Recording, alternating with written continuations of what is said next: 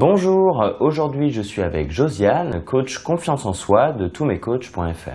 Alors, si vous avez besoin de demander de l'aide à quelqu'un, que ce soit un proche ou dans le milieu du travail, mais que vous n'osez pas demander cette aide, Josiane va vous donner tous ses conseils, regardez bien. En effet, c'est très difficile de demander un service, une aide. On a toujours l'impression qu'on va gêner, même de téléphoner. Parfois, on se dit, est-ce qu'il va avoir le temps de répondre? C'est vraiment quelque chose de ardu. Alors, ce que je vous propose, c'est de vous donner des conseils. J'ai 4 points à vous expliquer.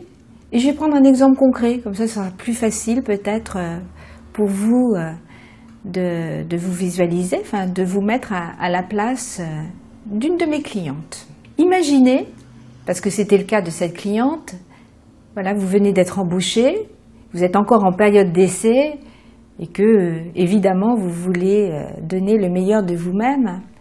Et puis on vous a mis en place un nouveau logiciel et ce logiciel est très compliqué, et il y a certaines fonctions vous arrivez à le faire, puis d'autres vraiment ça vous paraît incompréhensible. Et puis comme vous voulez paraître vraiment très compétente, vous vous posez plein de questions, si je demande, qu'est-ce qu'on va penser de moi, etc. D'abord, relaxez-vous. En effet, donnez-vous le droit de ne pas tout savoir. Vous verrez, ça va vous apaiser.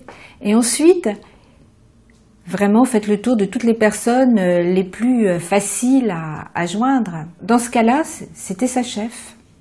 Elle était très occupée, c'était quelqu'un qui était tout le temps sur la brèche, mais en même temps, c'était elle qui était la plus compétente par rapport à ce logiciel.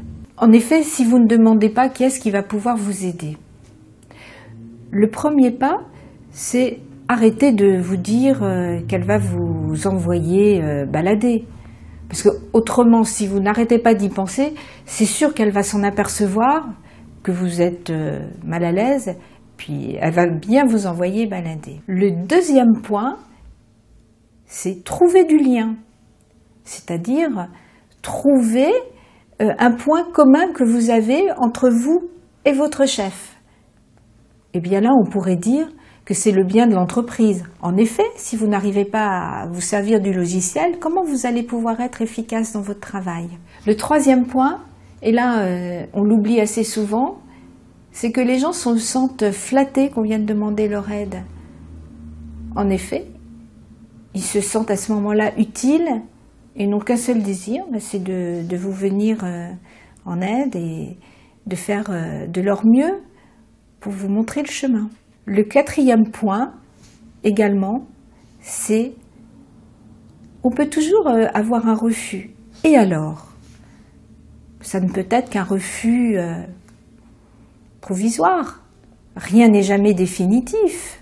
Et ne prenez pas tout pour vous-même. En conclusion, et je pense que cela pourra vraiment vous aider, je vous propose un exemple de phrase qui résume tous les points que je viens de vous dire précédemment. Donc nous allons continuer sur l'exemple du logiciel, mais c'est quelque chose que vous allez pouvoir adapter à toutes vos situations perso, professionnelles, affectives, etc. Alors, bonjour, je me permets de vous déranger.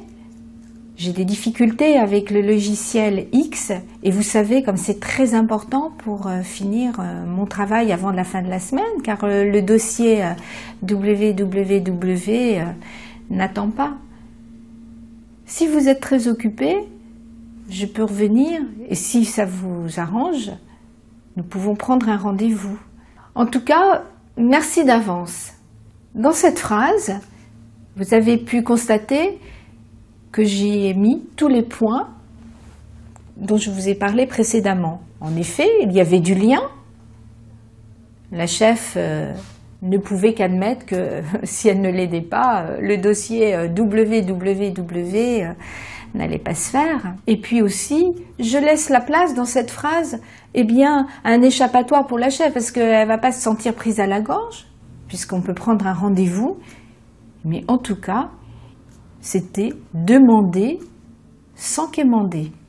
Et si on apprend vraiment à bien formuler ses demandes, eh bien c'est une véritable ouverture vers les autres. On apprend à nouer des liens. Et puis tout ça est tellement positif.